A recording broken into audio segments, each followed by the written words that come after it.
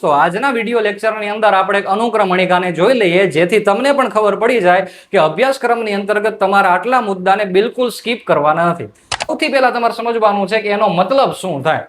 તો સરળ ભાષામાં આપણે અર્થ સમજીશું, જેમાંથી પ્રશ્નો નીકળવાની પૂરેપૂરી સંભાવના છે. એટલે ફરજિયાત તમારે આ મુદ્દાને એકદમ વ્યવસ્થિત તૈયાર કરવો પડશે, જે આપણે આ લેક્ચરમાં કરાવવાના છીએ. અંગ્રેજીમાં બોલીએ તો પોલિટિકલ સાયન્સ.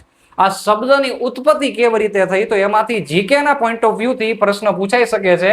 તો આપણે શબ્દની ઉત્પત્તિ વિશે ભણશું. પણ શા માટે એરિસ્ટોટલને જ રાજ્યશાસ્ત્રના પિતા કીધેલા છે?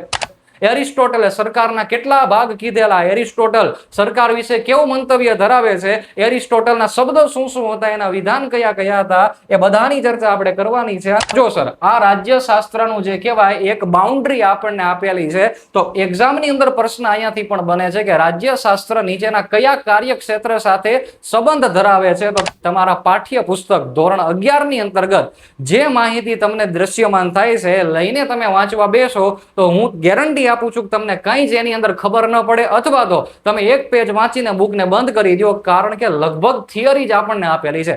તો મેં તમારા માટે જીસીઆરટી સંબંધિત જે અન્ય મહત્વની જોગવાઈ છે, યાદ રાખજો, અન્ય કીધેલી છે. આખી બુકને હું અહીંયા બોર્ડ ઉપર રાખીને તમને સમજાવવાનો નથી. મહત્વની જોગવાઈ જે છે એનો આપણે અભ્યાસ કરવાના છીએ. કે અગાઉની પરીક્ષાઓમાં પૂછાયેલા PYQ ની પણ ચર્ચા આપણા લેક્ચરની અંદર કરીશું. કારણ કે છેલ્લા 2 ટોપિક્સની અંદર જે મેં પ્રશ્નો મૂકેલા છે, એ જો તમે આનો અભ્યાસ કરશો, પ્રથમ 5 મુદ્દાનો, ઓટોમેટિક તમે જવાબ આપશો. માત્ર ને માત્ર આપણે શેના ઉપર ફોકસ કરવાનું છે? સિલેબસમાં લખેલું છે એના ઉપર, એટલે કે શું છે? કન્સેપ્ટ ઉપર.